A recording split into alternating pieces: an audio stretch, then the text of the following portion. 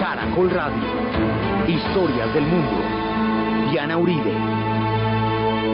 Buenas.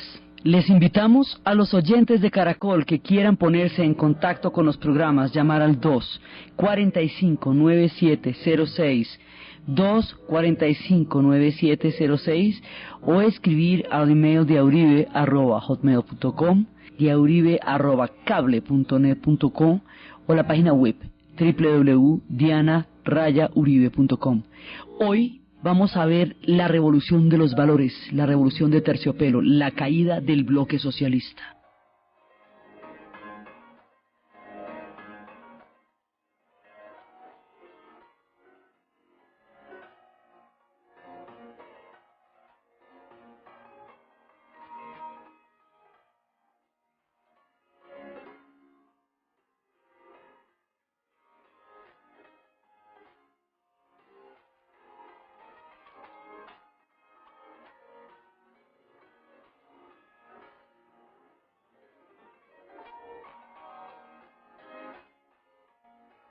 Todo comenzaría por Polonia, por donde siempre comienzan las cosas. Todo comenzaría por este espíritu indomable de los polacos que Chopin retrata una y mil veces en la polonesa, cuando Polonia había dejado de ser un estado nacional durante mucho tiempo, luego había sido invadido por Alemania, luego había sido anexado a la Unión Soviética, había sido una y mil veces traicionada. Polonia, con su infinita ira, con todas las traiciones que tenía detrás, empezaría en 1980 un movimiento de unas proporciones épicas, se conocería como Solidaridad. Empezaría en los astilleros de Gdansk, dirigido por Lech Walesa, o Lech Wałęsa también le dicen.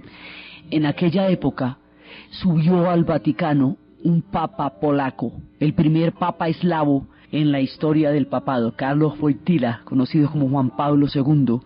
Llegaría al papado en el Padrino III. Dicen que el primero había muerto en una siniestra y extraña conspiración y luego había caído luego había subido Juan Pablo II, rumores cinematográficos. El asunto es que el grupo de Solidaridad que va a fundar Lech Wałęsa va a llevar una manifestación de inconformidad, de hastío, de incapacidad para aguantar más la falta de comida, de ropa, la situación tan imposible que en ese momento estaba viviendo Polonia.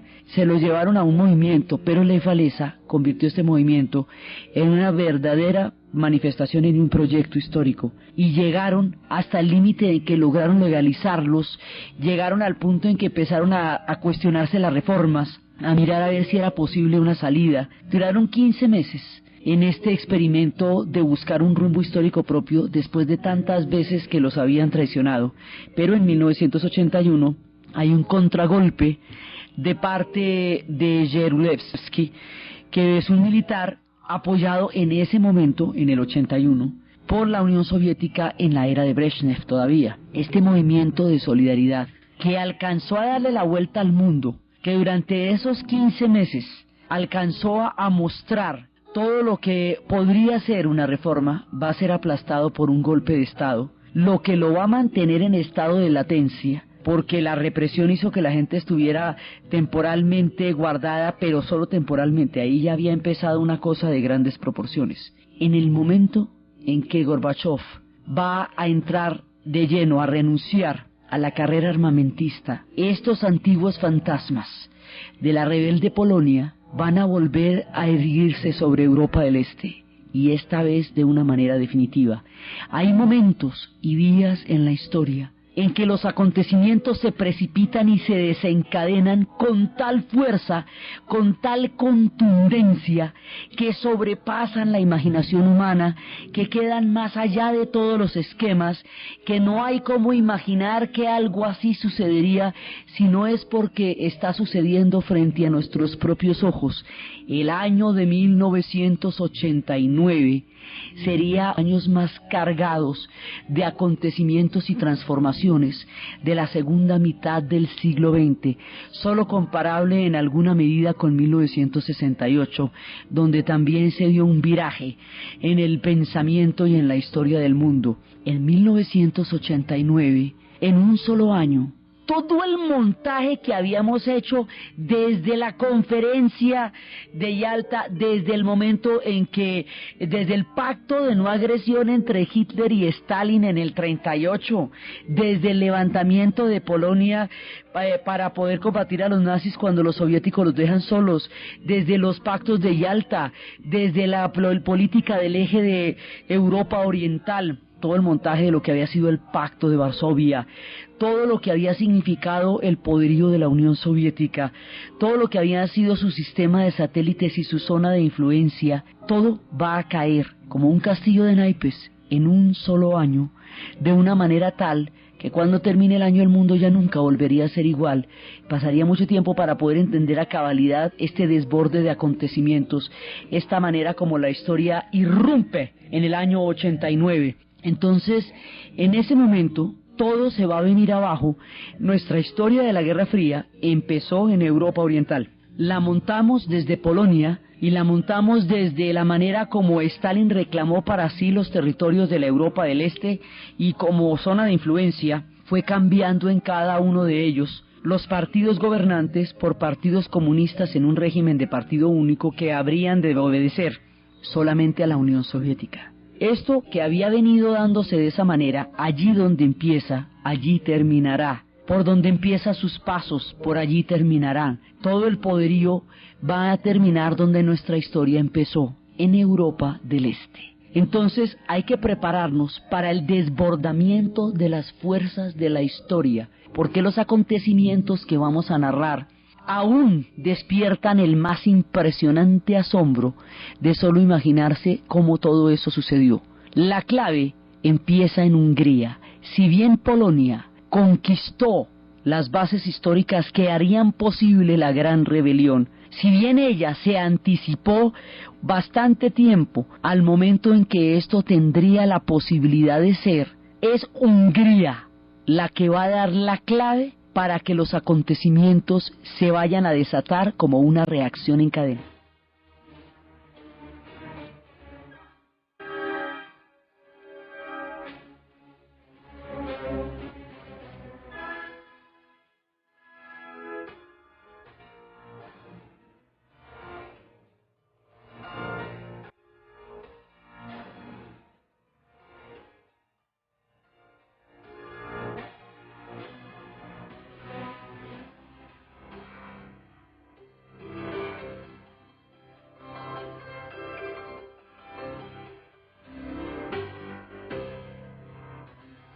Hungría, se pregunta, una vez que Mikhail Gorbachev haya decidido y anunciado al mundo que va a terminar con la carrera armamentista, que ya va a empezar la destrucción de los misiles, que se firman los acuerdos de lo que habíamos visto la vez pasada por las diferentes cumbres de Reykjavik, de Helsinki, de Nueva York, y cuando después del horror de Chernobyl y de todos los acontecimientos que llevaron a la decisión rotunda, definitiva y contundente de acabar con la carrera armamentista de la Unión Soviética, Hungría se pregunta, ¿y entonces qué será de nosotros? ¿Podremos al fin hacer nuestras reformas?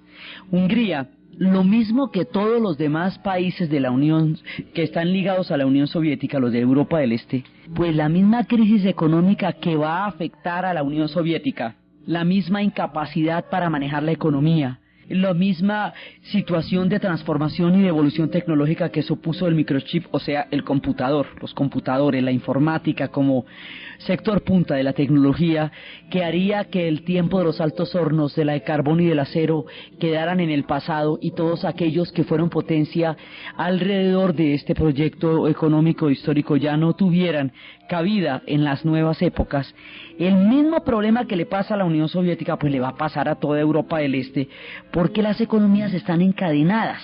La Unión Soviética lo que hizo fue montar como siameses las economías de Europa del Este con la suya propia, como cuando un poco de montañistas están subiendo una cumbre y están todos amarrados para subir a la cumbre, pues si uno se resbala, pues se los lleva a todos. Entonces, encadenada como estaba la suerte de la Europa del Este con la Unión Soviética, si la Unión Soviética entra en semejante crisis, pues los países que están encadenados a ella también cuando la economía se manifiesta como un bloque histórico, pues sufre el mismo destino. O sea, lo mismo que hay bloques políticos y que hay bloques militares, pues también hay bloques económicos. Y los bloques económicos se caen en un solo tiestazo. Cuando uno de ellos falla, los demás se caen también. Es, digamos, una reacción al hecho de estar tan profundamente metidos los unos dentro de los otros. Los húngaros tienen claro que bajo el esquema del modelo socialista no es posible recuperar la economía de su país, que eso se agotó, que ya no hay nada que hacer, que la crisis económica ya sacude al país de una manera insoportable. La rabia y el odio que se ha venido acumulando durante tanto tiempo empiezan a efervecer, a emerger de nuevo en los corazones de los húngaros, y se preguntan si ellos van a poder dar un salto hacia las transformaciones. Gorbachov había declarado que Europa del Este podía definir su destino de acuerdo como quisiera. Esto nunca se había pronunciado antes. Sin embargo, los húngaros quieren estar seguros y necesitan estar seguros, porque ellos tuvieron una experiencia absolutamente traumática, quizá la peor, la más dolorosa y la más terrible. En 1956, los húngaros empezaron una rebelión para apoyar a los polacos. Los polacos con Gomulka habían empezado la rebelión, y los húngaros salieron a las calles a apoyar a los polacos. Y empezaron un viraje en la era de Khrushchev, cuando se estaban dando las reformas y parecía que había una apertura política y económica, pues apertura política un poco a partir del proceso de desestabilización que había realizado Khrushchev. Ellos pensaron que había momento. Los húngaros salen a la calle, van a pedir libertad de expresión, van a pedir libertad de movilización, van a pedir un modelo socialista como ellos quieren, inclusive van a llegar al punto de querer salirse del Pacto de Varsovia, van a buscar una salida diferente en la historia. Los soviéticos en un momento ejercieron una represión, pero el ejército húngaro no los apoyó. Hubo una semana en la que se dio una posibilidad de transformaciones, en la que se dio un cambio en el gobierno y va a llegar al poder un gran reformador, un hombre que encarnó las transformaciones de la época llamado Imre Nagy. Imre Nagy va a llegar al poder y va a empezar el ciclo de cambios y de transformaciones que los húngaros están pidiendo. Los húngaros son un pueblo antiguo, son un pueblo que formó con Austria un imperio poderosísimo de toda la Europa central durante siglos. Los húngaros también tuvieron en su momento un intento de revolución muy importante paralela del 17 que no alcanzó a consolidarse. De hecho, no están pintados en ninguna pared. Cuando los húngaros salen a la calle para manifestarse y para pedir todas las reformas, y cuando estamos en pleno cambio y Imre Nagy está haciendo las reformas y todo eso, van a llegar 2.500 tanques del ejército soviético en 1956 y van a aplastar a la población civil en las calles de Budapest. Van a matar a toda la gente que se rebeló contra ellos de la manera más inclemente y terrible. Muchísima gente, se habla de más o menos 30.000 personas asesinadas en las calles de Budapest por los tanques en 1956. Se habla de muchachos de 14 y 16 años que fueron detenidos y que después de cumplir los 18 al otro día fueron ejecutados.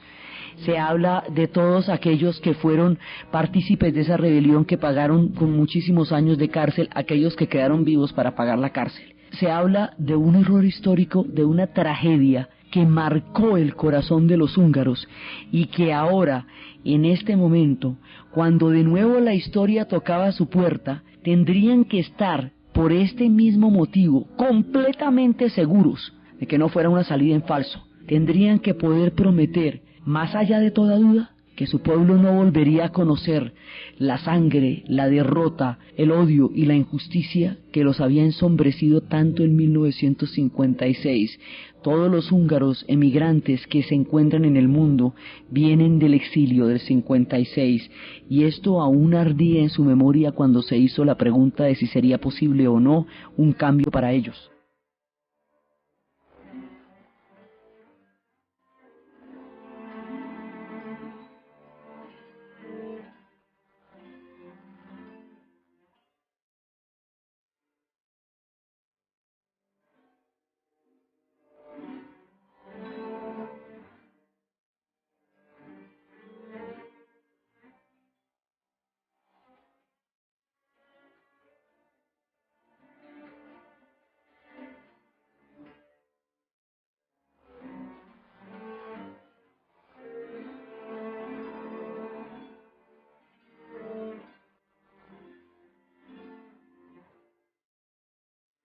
Los húngaros le preguntan a los soviéticos qué posibilidades tienen ellos de volver a intentar una transformación histórica sin que les pase el horror de lo que ya habían vivido.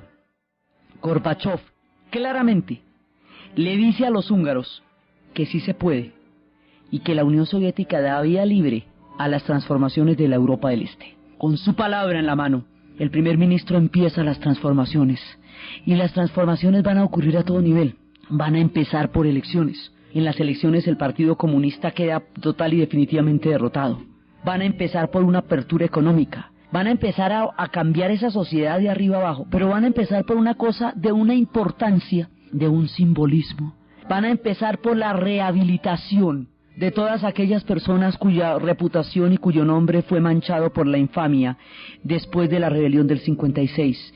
En aquella época, durante mucho tiempo, en estos países se utilizaba a capricho de la política volver un héroe o un traidor a un personaje según las conveniencias ideológicas del momento. Por eso en Polonia Andrzej Wajda había hecho en su momento una película que se llamaba El hombre de mármol, que era un obrero que en un tiempo había sido ejemplar y luego lo habían castigado por alguna disidencia y habían roto todas sus estatuas. La gente que estuvo en el 56 no solamente fue asesinada, no solamente fue llevada a la cárcel, sino que fue difamada y fueron tratados como traidores por el régimen de János Kadar, y que fue el que sucedió después del aplastamiento de Hungría. Y no solamente eso, sino que Imre Nagy se había asilado en una embajada en el momento en que sucedió la entrada de los tanques de la Unión Soviética, y mediante engaños, János Kadar, el traidor, 2 años después lo hizo salir de la embajada y lo ejecutó. Imre Nagy fue ejecutado. Entonces lo que va a hacer Mehmet, el primer ministro húngaro en ese momento, es de una importancia capital. Va a hacer un entierro simbólico a Imre Nagy. Van a comprar los ataúdes y van a desfilar por las calles de Budapest. Los ataúdes con el nombre de Imre Nagy, con el nombre de todos aquellos que habían sido purgados. Los nombres de las víctimas se leyeron en voz alta, una tras otra vez, para que la gente pudiera sentir en sus corazones el alivio de la reconciliación con un pasado que los había llenado de odio y de injusticia. Ese acto de nombrar a sus muertos con honor, de revalidarlos, de volverles a dar un lugar dentro de la sociedad húngara, fue de un poder sanador absolutamente impresionante. Primero hicieron esta limpia con el pasado, esta profunda sanación con el dolor. La gente se reunió alrededor de este acto, porque lo único que había era una placa anónima en un despeñadero donde habían sido enterrados en fosas comunes. Entonces ahora se les daba nombres, se les daba honor, se les daba el reconocimiento a todos los muertos del 56 y particularmente a Imre Nagy. Este acto de sanación tan conmovedor y tan profundo inició la posibilidad de que los húngaros se pudieran reconciliar con su pasado y empezaran a emprender las tareas de su presente. Después de este acto de sanación y de profunda reconciliación, hicieron otra cosa inclusive mucho más, pues, impresionante, no más impresionante, pero también de un contenido simbólico altísimo. Un día por la mañana se levantaron con unos alicates gigantescos, por orden del mismísimo Mehmet y de todo el nuevo gobierno, y empezaron a romper las alambradas que separaban a Hungría de Austria. Esto literalmente. La cortina de hierro era una alambrada gigantesca que aislaba las fronteras de la Europa del Este. Este telón de acero que Churchill decía que estaba tan misterioso Stalin, y era tan misterioso todo lo que ocurría en la Europa del Este, que parecería que un telón de acero se estuviera cubriendo sobre ella, ocultándola de Occidente. Dicen que esa frase fue dicha antes, pero se le conoce a Churchill. Este telón de acero, esta cortina de hierro, como se le conoció a los países de Europa del Este que quedaron detrás de este manto durante todos los años de la Guerra Fría, se empieza físicamente a descorrer en el momento en que cortan las alambradas.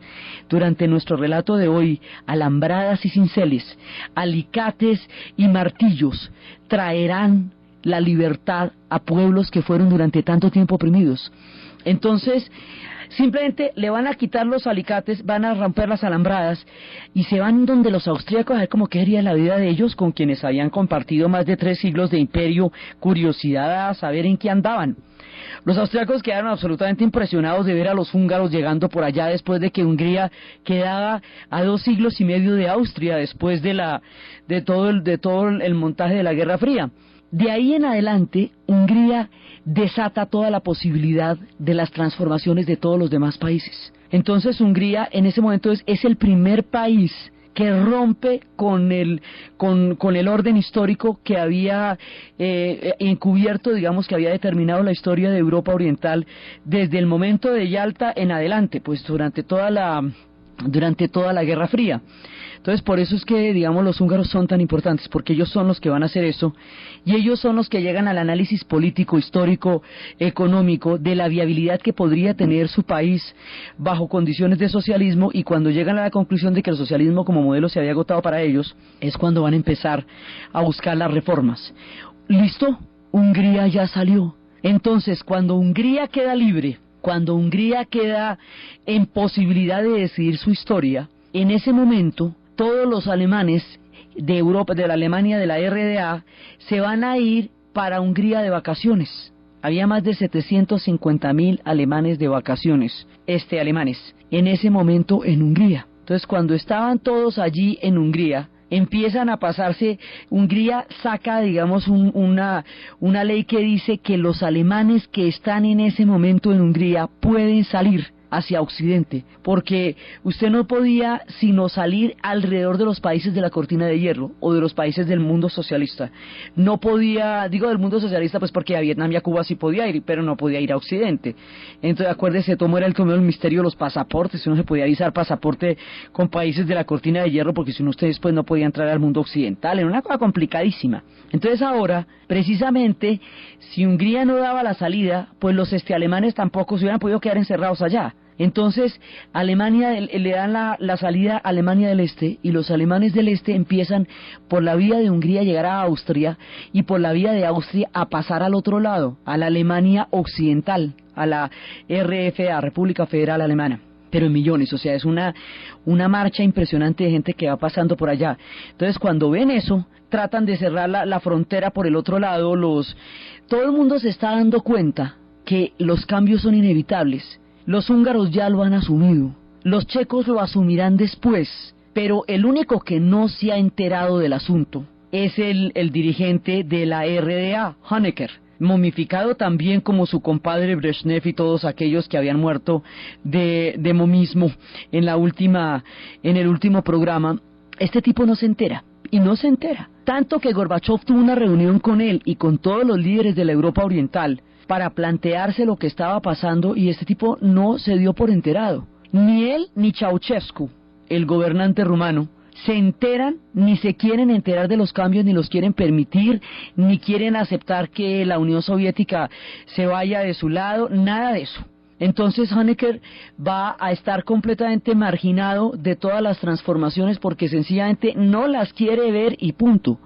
Entonces trata de bloquear el que los alemanes puedan hacer este paso, tanto que en un momento dado van a irse los alemanes a Praga y se van a meter en las embajadas, los alemanes, en la embajada de la República Federal Alemana en Praga, en lo que en ese momento era Checoslovaquia, Praga, hasta llegar a 7.000, creando una situación sanitaria delicadísima en la embajada. Y en ese momento les dan la orden de poder llegar, este episodio es impresionante, les dan la orden de poder atravesar la frontera para llegar a la Europa del oeste, a la RFA. Pero entonces Honecker pone la siguiente condición, que tienen que atravesar un pedacito de la Europa del Este en tren, y que en ese pedacito de la Europa del Este tienen que dejar los pasaportes para que los expulsen. ¿Sí me entienden? O sea, cogen los pasaportes de todos los alemanes, de manera que ellos pasan al otro lado como seres sin pasaporte y sin patria. Es la manera como Honecker acepta que ellos puedan pasar a la República Federal Alemana, en un pedacito que da la vuelta al tren, que alcanza a atravesar el territorio de la RDA, de la República Democrática Alemana o Alemania del Este. Entonces ahí sucede que cuando están en ese momento, en ese pedacito, los bopos, la policía de frontera, la policía política y la policía más dura de la Guerra Fría, entra al tren a recoger los pasaportes de los alemanes, según tenían órdenes, y los alemanes, por primera vez, desafían un poder que era miedoso para ellos, y entonces cuentan cómo era absolutamente reivindicador ver a los bobos tenerse que agachar en 4 patas, porque toda la gente del tren arrojó los pasaportes al piso, botaba los pasaportes al piso. Entonces ellos tenían que agacharse y recogerlos del piso para podérselos llevar a Honecker como habían ordenado, y los alemanes los miraban a sus pies, como quien mira de frente al miedo, porque ya no le teme más. Este acto, este pedazo va a ser de un simbolismo fuertísimo, porque Alemania, la RDA, en ese momento tenía el régimen de represión interna más miedoso de toda la cortina de hierro, y tenía una policía política llamada la Stasi, que eran los servicios de inteligencia. Los servicios de inteligencia de la Stasi tenían un sistema de espionaje en que los amigos espiaban a los amigos. Pues eran 17 millones de personas en Alemania, y 5 millones estaban vinculados directa o indirectamente a la Stasi, pues era una sociedad con bastantísimos sapos, porque todo el mundo estaba de alguna u otra manera infiltrado, dando información. Los amigos con los amigos, los parientes entre sí. Esto va a generar cosas muy complicadas cuando estén en la hora de la verdad y se abran los archivos y cada uno enfrente lo que fue ese momento. Había cámaras para los disidentes y para los opositores pegadas a la ventana, captando cada una de sus palabras, de sus peleas, de su vida cotidiana, de su lavada de la loza, filmando todo lo que hacían cada persona que timbraba, cada persona que entraba. Esto era una cárcel, y en un momento dado los alemanes empezaron a sentirse que estaban cercados. Y cuando empieza la cosa en Hungría, entonces ellos empiezan a ver que en Hungría esto es posible. De alguna manera esto es posible. Entonces empiezan a buscar primero la salida por Hungría, a buscar la salida por donde sea, por Hungría, de ahí para Austria, para pasar al otro lado, porque a ellos lo que les interesa es a la otra Alemania. O sea, empieza la pulsión histórica por buscar esa otra Alemania de un pueblo que quedó roto después de la Segunda Guerra Mundial, como una molécula que vuelve a componerse, como una unidad que se busca de nuevo. Ellos quieren llegar a la otra Alemania, entonces están buscando la manera, ya sea a través de la embajada checa, ya sea a través de Hungría, pero hay que llegar al otro lado de alguna manera. Entonces empiezan todas las maniobras. Esto va a durar unos meses. Va a ser unos meses porque son sucesos que van a ocurrir simultáneamente. Mientras todo esto está pasando en Alemania, muchas cosas están pasando en todos los demás países. Están pasando en Checoslovaquia, están pasando en todos lados, entonces nosotros lo vamos a contar, pero todo está pasando al mismo tiempo. Entonces, los alemanes están en ese proceso que dura todos estos meses del 89, están intentando llegar al otro lado. Y finalmente van haciendo todas estas marchas, entonces ya empiezan las manifestaciones abiertas, las manifestaciones directas contra el régimen de Honecker, y el tipo todavía no se da por enterado. Es peligrosísimo no entender las fuerzas de la historia, no entender su movimiento ni sus mareas, porque los barren. Entonces él no entiende, y va a haber una manifestación gigantesca en Leipzig, una manifestación descomunal, y en ese momento, cuando están en esa manifestación de Leipzig, los opositores llaman a los hospitales y los hospitales tienen orden de redoblar las unidades de sangre. Llaman a los reservistas, se enteran que los reservistas están siendo convocados, que hay un acuartelamiento de primer grado para los reservistas, o sea, se está preparando una masacre de un tamaño. Es un tiempo de altísima tensión. Las cosas no se sabe qué rumbo van a tomar. Nadie sabe cómo van a reaccionar los actores históricos ante un desbordamiento del tamaño de lo que está pasando. Todo el mundo está en vilo, no se sabe qué va a pasar en ese momento. Las calles están llenas de tensión, la gente está saliendo más allá del miedo, y en el momento en que se podía desatar una matanza de proporciones incalculables sobre los alemanes orientales de Leipzig, pasa lo inesperado en el contexto de los acontecimientos que se están precipitando.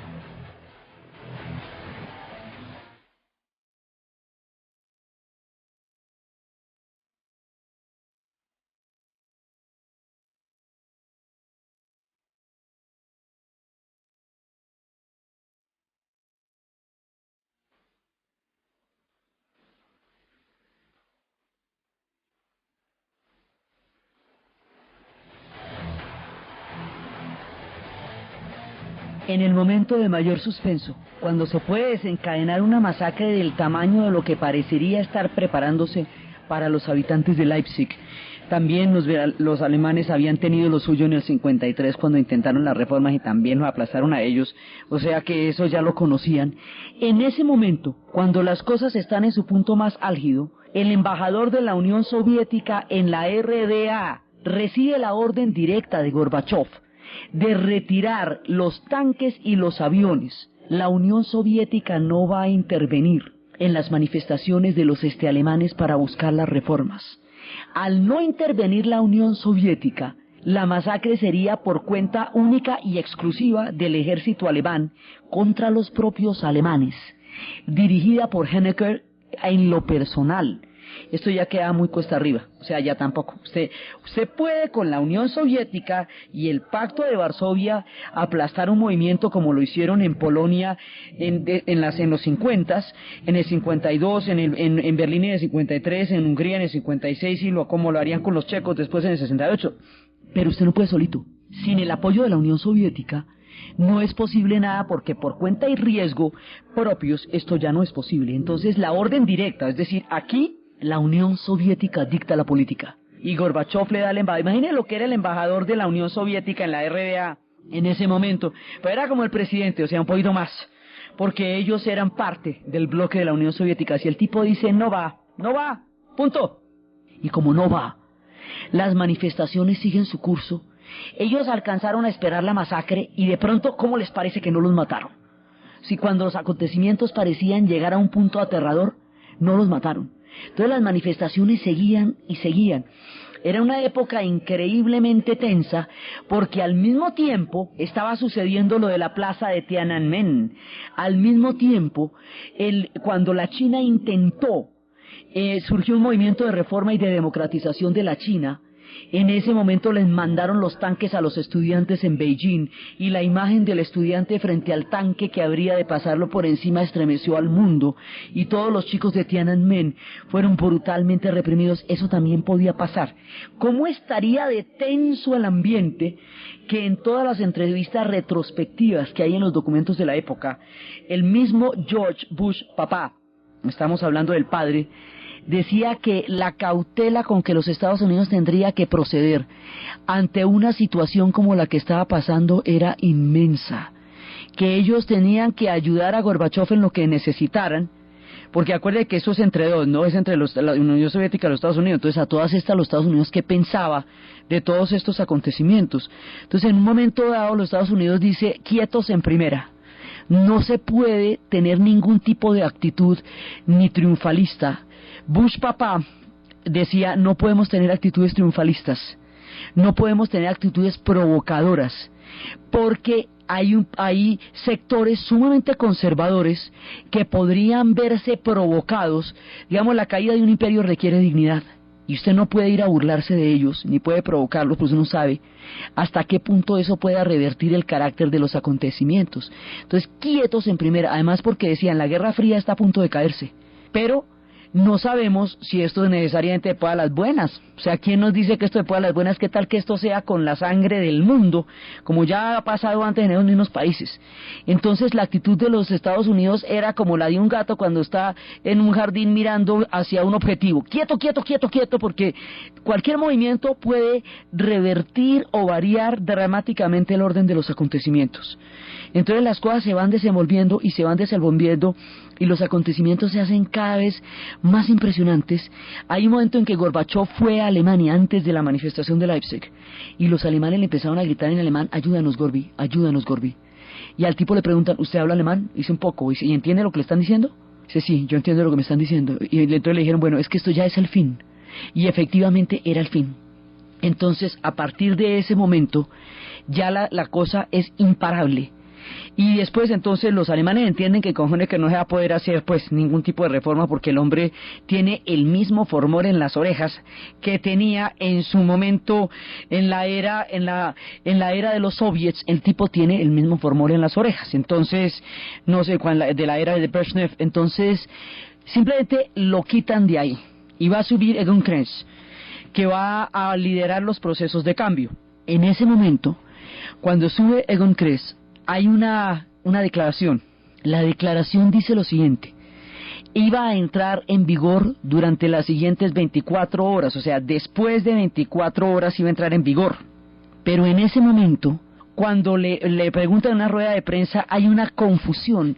La orden es que los alemanes de la Europa, o de los alemanes, que quieran pasar al occidente, que por favor que pasen, que pueden pasar, o sea que hay permiso. Después de que el muro de Berlín se construyó en un solo día, después de que en 1961 las alambradas atravesaron Alemania por la mitad, después de que la gente se estampillaba contra las alambradas porque al otro lado estaba su familia, después de que se mostraban los bebés antes de que subieran el muro, después de que se iban en poleas, mandaban a los niños de 8 años en poleas a ver si llegaban al otro lado, atravesaban los canales a superficie, abrían túneles inmensos a ver si podían pasar al otro lado, se metían en materiales de construcción, en bolas de esas que hacen para tumbar edificios, a ver si en una de esas bolas llegaban al otro lado. Después de tantos años de tratar de atravesar ese muro, después de tantos muertos, después de tanto dolor, de pronto van y dicen que es que Mauricio ya se puede atravesar, irse para el otro lado. Entonces, en ese momento, esta declaración genera tal sobresalto que la prensa, pues esto es en una rueda de prensa, pregunta: ¿a partir de cuándo? ¿A partir de ya? Entonces el que está dando las declaraciones, el vocero oficial, se confunde y dice: pues sí, ya, y la orden iba a entrar en 24 horas. Pero el hombre se confundió como ante los sucesos y dijo: ya. ¿Ya quién dijo? Ya fue que a los 5 minutos todo Berlín se enteró y todo Berlín se fue para la calle. Decían los sobrevivientes, la gente que vivió en ese momento esa situación, que sentían como si una fuerza profunda, visceral, salida del fondo de las entrañas los llamara hacia la plaza de Brandenburgo, hacia la puerta de Brandenburgo. No era claro que no los fueran a matar, todavía no era claro que no los fueran a matar. Dicen que el miedo era todavía demasiado grande, pero que la excitación, la locura, el frenesí de lo que estaba pasando en ese momento era superior al miedo, era más bravo todavía que este sentimiento de incertidumbre profunda que tenía un pueblo que había vivido tanto dolor y tantas situaciones terribles. Van a pasar al otro lado y de pronto unos se pasan y dicen que los abrazaron, que al principio, y que cuando los abrazaron estaban al otro lado. Entonces en ese momento llega la gente en una multitud absolutamente impresionante, va a llegar a la puerta de Brandenburgo, al checkpoint, donde empieza el otro Berlín. Y cuando llegan todos, como la orden no había entrado en vigencia todavía y el tipo metió la pata y dijo que era ya, y era para dentro de 24 horas, la policía del checkpoint, los bopos, estos miedosísimos que les cuento, no tenían órdenes de nada. ¿Cómo te parece? Ahí parados. Y viene Berlín a las puertas de Brandenburgo, Berlín entero, los no saben qué hacer. Entonces cuentan los soldados que empezaron a llamar desesperadamente a los superiores. ¿Qué hacemos? Que aquí está todo Berlín, que quiere pasar para otro. Nadie les pasaba el teléfono, no sabe, no responde, nadie tiene ni idea. Nadie se imaginaba nada. Mire, nadie sabía qué hacer con lo que estaba pasando. Todos los bopos quedaron a su merced, armados hasta los dientes, parados en el checkpoint que los separaba del Berlín occidental, sin instrucciones, en un régimen histórico donde las instrucciones lo eran absolutamente todo y donde las órdenes eran inamovibles. Entonces tuvieron que decidir y dejémonos pasar, a ver, ¿o qué? Pues que nos vamos a poner aquí a oponernos a que pasen, y pasaron. Entonces empiezan a pasar. Y ahí es cuando dicen que de pronto sintieron que los abrazaban, que los estaban abrazando profundamente. Los abrazaron los alemanes de la Europa del oeste, los oeste alemanes, que al ver esto se fueron a abrazar al pueblo que habían tenido distante durante tantos años. Entonces en ese momento se produce una conmoción histórica grandísima, porque además hay un punto en que ya los alemanes del este pueden pasar al oeste, pero los alemanes del oeste aún no pueden pasar al este. O sea, la Guerra Fría está cayendo desde el este, desde Moscú, desde Berlín este, pero todavía no ha caído para el otro lado. Entonces por eso es que los demás se suben al muro, esas imágenes de toda esta gente montada encima del muro, mirando para abajo a ver cómo eran estos alemanes y todavía tenían 5 dedos y 2 patas y 2 ojos, porque la propaganda que se había hecho durante todos estos años de lado y lado era tan aterradora que eso ya no se imaginaban ni que fueran humanos. Pues a los del este se les había dicho que el capitalismo era la mayor corrupción y degradación del hombre, y a los otros se les había dicho que el comunismo era la vejación de toda libertad, y ni una cosa ni otra, pero todos tenían una propaganda absolutamente impresionante en la cabeza. Entonces no sabían si los otros todavía existían, sus parientes, su familia, y cuando empiezan a pasar, en ese momento, alguien decide que si los alemanes pueden ir al otro lado, y que si ya no existe una barrera que los separa, el muro no tiene sentido. Y cuando deciden que el muro no tiene sentido, un ciudadano común, el más simple, el más tranquilo, toma un cincel y con un cincel y un martillo empieza a desportillar el muro. Y al desportillar el muro empieza la caída del muro de Berlín. Así como unos alicates gigantes rompieron las alambradas que separaban a Hungría de Austria, un cincel empezará a tumbar el muro y empieza la gente a tumbar el muro. Ya nada los contenía, desde las manifestaciones donde gritaban a la Stasi que se fuera, Stasi raus, hasta el momento en que pueden pasar al otro lado y no pasa nada. El muro ya no los puede contener. Cuando el muro ya no los puede contener, uno de los sucesos históricos más importantes de todo el siglo XX habrá tenido lugar frente a los ojos del mundo, una de las cosas más trascendentales, la caída del muro de Berlín. Quienes estuvimos vivos en esta época podemos decir que eso es uno de los sucesos más importantes que hayamos podido presenciar en la vida, la caída del muro de Berlín. Entonces empiezan a tumbar el muro, empiezan a pasarse al otro lado, y en el momento en que empiezan a pasarse al otro lado, en ese instante los más lúcidos, los más visionarios, empiezan a cantar, y el maestro Shostakovich, Dmitri Shostakovich, se va a sentar y va a hacer un concierto frente al muro al otro día. Y el grupo Pink Floyd, que tantas veces nos ha acompañado a través de los relatos históricos, entiende que hay que tumbar la pared y hace el concierto de donde van a tumbar la pared porque entiende que el muro se está cayendo.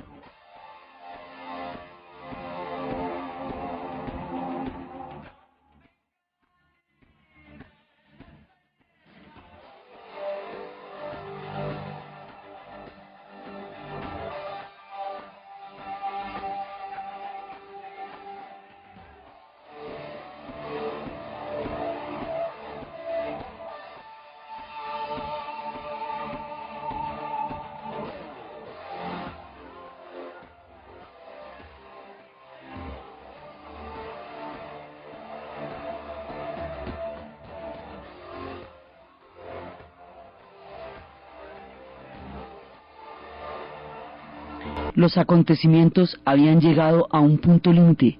La gente se abrazaba en la Navidad de ese año y en el Año Nuevo de 1989. Una multitud entera en la plaza de Brandenburgo brindaba con champaña y se abrazaban, tratando de mirar qué había sido de sus parientes que les habían quitado por medio de la construcción de un muro desde 1961. Había terminado en rigor la Guerra Fría, la cortina de hierro se había rasgado, los acontecimientos aún tendrían muchísimos más giros, muchos más. Alemania se reunificaría en cuestión de minutos, para el año 90 ya estaría reunificada. Eso va a traer otro montonón de líos también, pero la reunificación va a ser importantísima para poder sacar adelante todo el proyecto de la Unión Europea, para reconfigurar el mapa de Europa, para transformar todos los acontecimientos, para terminar la Segunda Guerra Mundial ya cuando Alemania se reunifique, por un lado. Por el otro lado, lo suyo harán los checos, que también conocieron muchas historias, pero Ellos lo harán de una manera cívica, de una manera preciosa, tan linda, que se llamará la Revolución de Terciopelo. Otros no tendrán tanta suerte, ni tendrán tantas posibilidades. Los rumanos conocerán episodios terribles bajo la sangre de Ceausescu y la manera como reprimió a la gente en Timisoara. Los acontecimientos se van a seguir precipitando y esta marea va a llegar hasta las puertas mismas de la Unión Soviética, va a llegar hasta las repúblicas bálticas y va a llevar a un proceso que cuando le llegue a Gorbachev como un boomerang va a ser superior a su capacidad para manejar la caja de Pandora que en todo caso abrió, porque él no se imagina hasta dónde los acontecimientos lo van a sobrepasar. Esto se va a convertir en un reguero de pólvora que va a transformar la Europa tal como se conoció en ese momento. Y hay que saber también de qué huían. ¿Por qué todo el mundo salía desesperado? Huían de los totalitarismos que Orwell había descrito en 1984.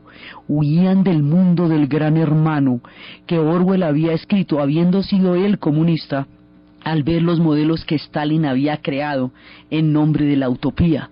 Huían también de eso, los acontecimientos que como un reguero de pólvora van a llegar hasta las repúblicas bálticas, van a llegar hasta Moscú y van a sacudir los cimientos de la Unión Soviética. El proyecto totalitario de Orwell, que vamos a ver en las condiciones históricas en que todo esto pasó y la manera como el mundo no será jamás igual después de terminado el año de 1989 y el asombro con que los pedazos del muro de Berlín caían y todo el mundo tomaba piedras, pedacitos de piedras del muro de Berlín repartidos por todos los rincones de la tierra, donde hay alguien que tenga una piedra del muro de Berlín, la fiebre de los alemanes por reunificarse, la euforia de un pueblo por encontrarse, Alemania definiendo su historia, la mirada del glasnost hacia la transparencia de lo que fueron las épocas de la inteligencia y la contrainteligencia de la Stasi en la Alemania de la RDA, y todo lo que esto va a significar y el viraje que esto le va a producir a la historia de Europa y del mundo, es lo que vamos a ver en el siguiente programa. Entonces, desde los espacios de los acontecimientos desbordados de la historia, desde la reivindicación profunda y la sanación de los húngaros, del dolor del 56 a través de la restauración de Imre Nagy, desde el muro de Berlín, desde los alemanes parados en el muro mirando qué fue de aquellos que hacía 40 años les habían quitado de enfrente, desde el asombro del mundo, desde la mirada de Gorbachev, desde todos los acontecimientos que nadie sabía a dónde iban a llevar, desde el suspenso del Leipzig, desde la toma de los edificios de los archivos de la Stasi para evitar que los secretos en ellos contenidos quedaran sepultados para siempre y hacer posible que el mundo conociera la verdad de las situaciones, desde el momento en que la historia le toma la ventaja a las sociedades, deja por fuera los campos de interpretación de los tiempos y transforma de una vez y para siempre el curso de los acontecimientos.